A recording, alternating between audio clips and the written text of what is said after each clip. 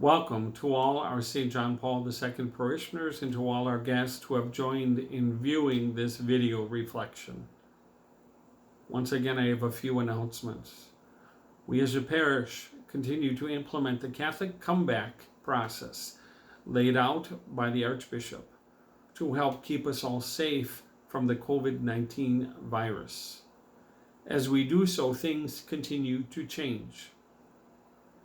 The first change is that of this Saturday, June 27th, the hours of the Saturday confessions will change from the morning hours we began a few weeks ago to 2:30 to 3:30 p.m. Confessions will continue to be heard on Wednesdays from 5 until 6 p.m. and Saturdays from 2:30 to 3:30 p.m. Please enter one person at a time directly into the Mary Chapel from 16th Street. Moving the confessions from the morning allows us to use St. Alexander Church for the sacramental celebrations that were delayed in spring. Also, beginning July 1st, we will be welcoming the public to weekday masses. As per the Archbishop's directives, there are only 2 weekday masses allowed per week. In our parish, both will be on Wednesdays.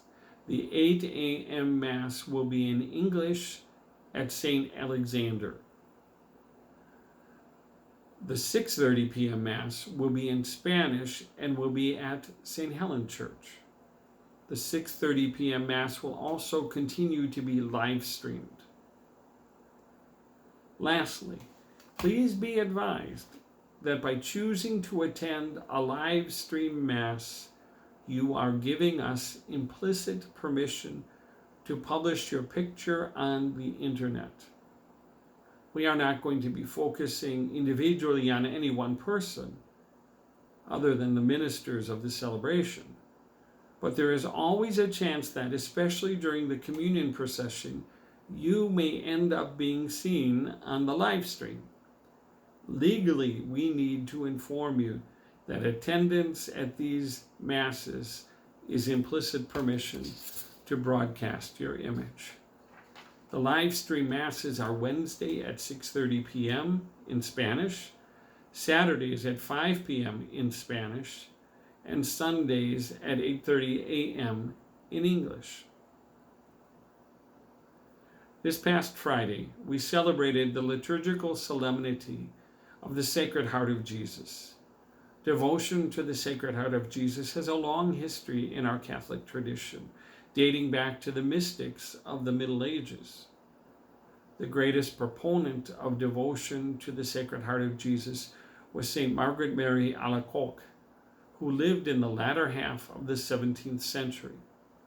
She and many other saints had a personal vision of the Lord's heart, pierced and wounded out of love for his people. The saint most recently influential in devotion to the Sacred Heart was St. Faustina Kowalska, a favorite of St. John Paul II, who gave us the Divine Mercy devotions. Her vision of Jesus has rays of light flowing from his heart.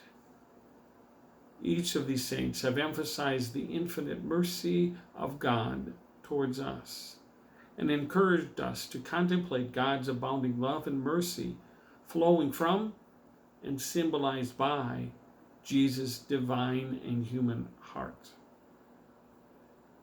In one of my previous assignments as a priest, I was the director of pastoral care for Sacred Heart Rehabilitation Hospital, which used to be on South 27th Street. Each year, it was part of my job to plan a prayer service for the feast day for the doctors, nurses, and staff of the hospital, many of whom who were not Catholic. It was a reality that as a Catholic-sponsored institution, many of the staff were not Catholic.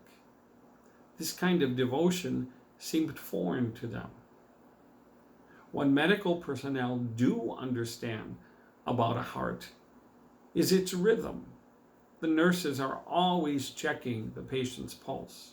Doctors know that the heart rate and its regular beat is a critical factor in diagnosing the health of the person. Therapists and other rehabilitation staff were all trained in what to do if a person had a heart attack.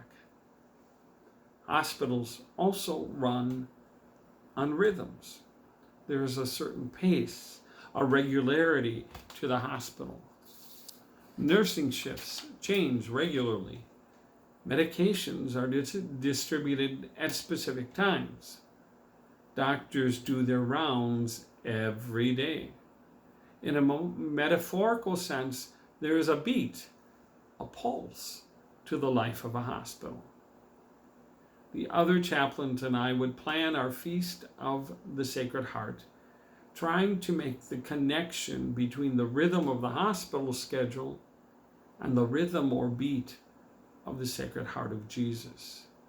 We tried to connect the mission of the School Sisters of St. Francis, who founded the hospital and continued to sponsor it when I was there, and the everyday work of the staff, whether they were Catholic or not.